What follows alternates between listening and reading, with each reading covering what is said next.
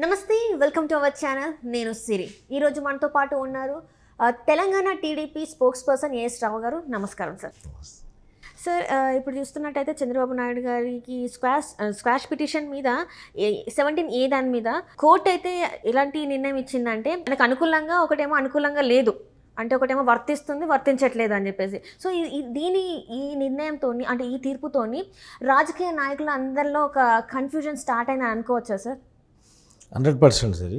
గత 4-5 నెలల నుంచి ఒక ఆంధ్రప్రదేశ్ రాజకీయ వ్యవస్థలో ఒక విధంగా నడుస్తుంది. చంద్రబాబు నాయుడు గారిని ఏ విధంగా ఈ యొక్క రాజకీయంగా ఆయన ఏ విధంగా అనగదొక్కాలని చెప్పేసి అనేకమైనటువంటి దుష్ట శక్తులు పనిచేస్తున్నాయి.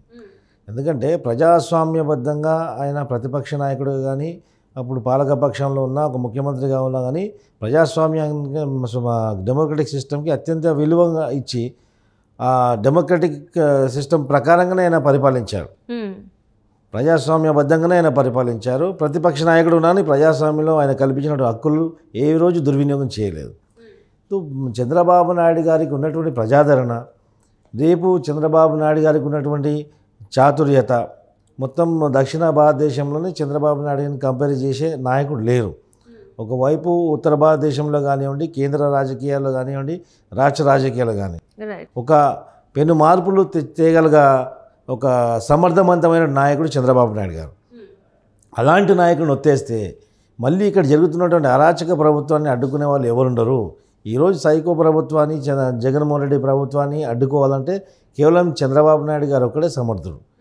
చంద్రబాబు నాయుడు గారిని పక్క పెడితే ఇంకెవరు ఆ స్థాయి నాయకులు లేరు.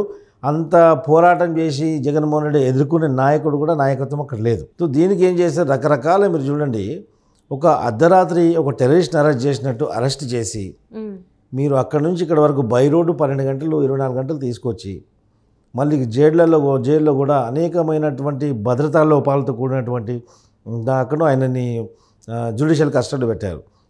ఆయన ఉన్నటువంటి జ్యుడిషియల్ కస్టడీలో జైలు పైన డ్రోన్ తిరుగుతున్నా కానీ దాని మీద ఒక Z+ కేటగిరీలో ఉన్నటువంటి వ్యక్తికి భద్రతా లోపాలు ఉంటే దాని మీద ఏ విధమైనటువంటి జవాబుదారీగా అక్కడ ఉన్నటువంటి ఆంధ్రప్రదేశ్ ప్రభుత్వం జవాబుదారీగా లేకుండా పోయింది. అనేక మార్లు చంద్రబాబు నాయుడు గారికి ప్రాణాపాయం ఉందని చెప్పేసి కోర్టులో కూడా చెప్పడం జరిగింది. అయినప్పుడు కూడా పట్టించుకోలేదు. వీళ్ళు చంద్రబాబు నాయుడు గారిని హతమార్చాలని చెప్పేసి ఒకవైపు కుట్ర పన్నుతూనే ఉన్నారు. అనేకమైనటువంటి కుట్రలో భాగంగా ఇది కూడా ఒక కుట్రనే. సో ఆయన మీద కేసు అయితే చేశారు. ఎఫ్ఐఆర్లో పేరు లేనప్పటికి కూడా తర్వాత మళ్ళీ ఎఫ్ఐఆర్లో పేరు చేర్చారు. తర్వాత ఆయనని అక్యూజ్గా చేశారు, రిమైండ్ చేసి రకరకాల కేసులు ఆయన మీద ఇంపోజ్ చేశారు. సెక్షన్ 17 అనేది కంపల్సరీ, 17A అనేది కంపల్సరీ ఒక ముఖ్యమంత్రి కానీ మాజీ ముఖ్యమంత్రి కానీ ఒక క్యాబినెట్ ఉన్నటువంటి వ్యక్తికి వర్తింపజేయాలి. ఖచ్చితంగా వర్తిస్తుంది కూడా. సెక్షన్ 17A వర్తిస్తుందంటే ఈ యొక్క క్యాబినెట్ హోదాలో ఉన్నటువంటి వ్యక్తులని అరెస్ట్ చేయాలంటే గవర్నర్ యొక్క పర్మిషన్ తీసుకోవడం చాలా అవును సార్.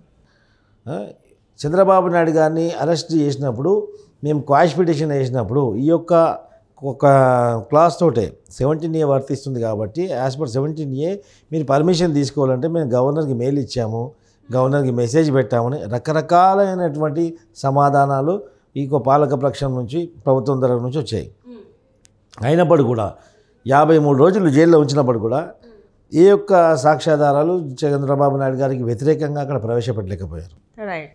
ఆ తర్వాత క్వాష్ పిటిషన్ ఇక్కడ అలౌ చేయలేదు హైకోర్టులో. ఎందుకంటే కొన్ని టెక్నికాలిటీస్ చూపించుకుంటూ టెక్నికల్ ఇష్యూస్ కొన్ని ముందుకు తీసుకొస్తూ ఈ యొక్క న్యాయపరమైనటువంటి ఈ యొక్క జ్యుడిషియల్ సిస్టమ్ని ఈ యొక్క ప్రొలాంగ్ చేసుకుంటూ కాలయాపన చేసుకుంటూ చంద్రబాబు నాయుడు గారిని ఇబ్బంది పెట్టారని అనేక మార్లు ప్రయత్నం చేస్తూనే ఉన్నారు. దాని భాగంగానే తర్వాత మేము హైకోర్టులో మాకు సరైన తీర్పు రానప్పుడు సుప్రీంకోర్టు ఆశ్రయించడం జరిగింది. సుప్రీంకోర్టులో ఎప్పుడైనా కానీ సింగిల్ బెంచ్ ఉండదు, 2 న్యాయమూర్తులు ఉండడం ఖచ్చితంగా, డబుల్ బెంచ్ ఉంటుంది. ఆ సుప్రీంకోర్టులో ఇప్పుడు అనిరుద్ బోస్ ఇంకో తివారీ 2 న్యాయమూర్తులు. ఒక న్యాయమూర్తి ఏందో 17A వర్తింపజేస్తుంది, ఆయన మీద కేసు ఖచ్చితంగా క్వాష్ చేయవలసిందే, ఇవన్నీ కేసులు నడవని చెప్పేసి కూడా ఆయన చంద్రబాబు నాయుడు గారికి అనుకూలంగా తీర్పు ఇవ్వడం జరిగింది. ఇంకో త్రివేది గారేమో వ్యతిరేకంగా చేసినాం. బేలా త్రివేది గారు 17A వర్తించదు నాకు, ఖచ్చితంగా ఇది కాష్ పిటిషన్ అలౌ చేయకూడదని చెప్పేసి. సో ఇరు న్యాయమూర్తుల యొక్క అభిప్రాయాలలో విభేదాలు ఉన్న కారణంగా ఈ కేసుని మళ్ళీ పైకోర్టుకు పంపించడం జరిగింది. ఈ పైకోర్టులో ఎప్పుడు మళ్ళీ హియరింగ్ డేట్ వస్తుందో అప్పుడు చూసి నెక్స్ట్ మళ్ళీ మా తరఫు నుంచి కూడా న్యాయవాదులు మా యొక్క వాదన వినిపించడం జరుగుతుంది. అతి త్వరలోనే సుప్రీంకోర్టులో కూడా ఈ 17A అనేది మాకు అప్లికేబుల్ అవుతుంది కాబట్టి ఖచ్చితంగా మా యొక్క న్యాయ నిపుణులు కూడా దీని మీద వర్కౌట్ చేస్తుండ్రు. ఒకవేళ 17A అప్లికేబుల్ అవుతే చంద్రబాబు నాయుడు గారి మీద పెట్టినటువంటి కేసెస్ అన్నీ కూడా ఇన్వాలిడ్ అయిపోతాయి. ఒకవేళ నెగిటివ్ అయితే ఎలా ఉంటుంది సార్? అంటే అప్లికబుల్గా అవ్వలేదు అనుకోండి, అప్పుడు అంటే మళ్ళీ విచారణ అంటే మళ్ళీ ఫస్ట్ నుంచి సాగుతుంటారా? ఫస్ట్ నుంచి చేయాల్సి వస్తుంది అంటారా? ఇప్పుడు పెట్టినటువంటి కేసులు ఏ విధంగా అయితే ఉన్నాయో ఆ కేసెస్లు అన్నింటిలో కూడా బెయిల్ వచ్చింది, రెగ్యులర్ బెయిల్ వచ్చింది. ఒకవేళ అది రాకపోతే 99.9% ఖచ్చితంగా 17A వర్తింపజేస్తారు, వర్తిస్తుంది కూడా. అది కాకుంటే నెక్స్ట్ ఇవన్నీ ట్రయల్ అయితే యాజ్ యూజువల్ ట్రయల్ నడుస్తుంది కదా. ఇప్పుడు న్యాయ వ్యవస్థలో జ్యుడిషియల్ సిస్టమ్ ఏదైనా ట్రయల్స్ ఉందో we are facing the trials also.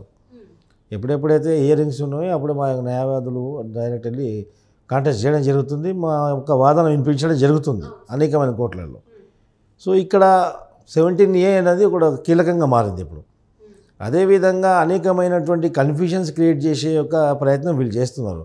17A వర్తింపజేస్తే దేశవ్యాప్తంగా ఉన్నటువంటి రాజకీయ నాయకుల మీద, ఇతర రాజకీయ నాయకుల మీద ఉన్నటువంటి కేసులన్నీ కూడా మాఫియా అయిపోతాయని చెప్పేసి ఒక అపోహలు క్రియేట్ చేసి 17A వర్తింపజేయకూడదని చెప్పేసి న్యాయమూర్తుల యొక్క మైండ్ సెట్ కూడా మార్చే విధంగా ఈ యొక్క వైఎస్ జగన్మోహన్ రెడ్డి ఆంధ్రప్రదేశ్ ప్రభుత్వం పాల్గొన్నట్టు కుట్ర ఇది. సో లెటస్ సి, మనం అంతా మంచి జరుగుతుంది ఆలోచిద్దాం. ఖచ్చితంగా కూడా జరుగుతుంది. న్యాయం ఏ రోజుకైనా గెలుస్తుంది. న్యాయ వ్యవస్థ మీద సంపూర్ణంగా మేము విశ్వాసం ఉన్నటువంటి వ్యక్తులము, మా పార్టీ కూడా. ఏదేమైనప్పటికి కూడా చంద్రబాబు నాయుడు గారు ఒక ఆణిముత్యంలాగా బయటికి రావడం ఖాయం. మళ్ళీ ఆంధ్రప్రదేశ్ ప్రజలు చంద్రబాబు నాయుడు గారిని ముఖ్యమంత్రిగా చూస్తారని చెప్పేసి అందరూ ఆశిస్తున్నారు. జగన్మోహన్ రెడ్డికి అదే వెనులో వణుకు పుట్టి ఏ విధంగా చంద్రబాబు నాయుడు గారిని ఎన్నికల్లో ఉండకుండా చేద్దామని చెప్పేసి ప్రయత్నిస్తున్నాం. ఆయనకి ఎన్నికల్లో ఏ విధంగా పోవాలని కాదు, ఎన్నికల్లో రౌడీజం చేసి ఈ యొక్క అరాచకం చేసి ఓట్లు ఎట్లా తీసుకోవాలా, దొంగ ఓట్లు ఎట్లా వేయించుకోవాలా అనేది ఆయనకు తెలుసు. కాకపోతే దానికి అడ్డు ఎవరంటే చంద్రబాబు నాయుడు గారు ఒక్కడే. చంద్రబాబు నాయుడు గారు ఒక్కరే పక్కకు తగిలితే మేము ఈజీగా ఉండొచ్చు, మాకు మనుగడకు ఎవరు అడ్డుకోలేరని చెప్పేసి, మా అరాచకానికి అడ్డుకట్టే వేసే నాయకులు ఉండరని చెప్పేసి వాళ్ళ యొక్క అపోహ. కానీ అది జరిగే విషయం కాదు. ఏదేమైనప్పటికీ కూడా ప్రజాస్వామ్యాన్ని మళ్ళీ అక్కడ పరిరక్షించే విధంగా తెలుగుదేశం పార్టీ ఉంటుంది. న్యాయస్థానంలో కూడా మా యొక్క న్యాయవాదులు ఖచ్చితంగా మా పక్షాన పోరాడతారు. మాకు న్యాయం జరుగుతుంది. చంద్రబాబు నాయుడు గారికి మీద ఉన్నటువంటి ఈ అపోహలు, ఈ ఆరోపణలన్నీ కూడా తొలగిపోతాయని చెప్పేసి ఆశిస్తాం. Right sir, right. Thank you so much sir.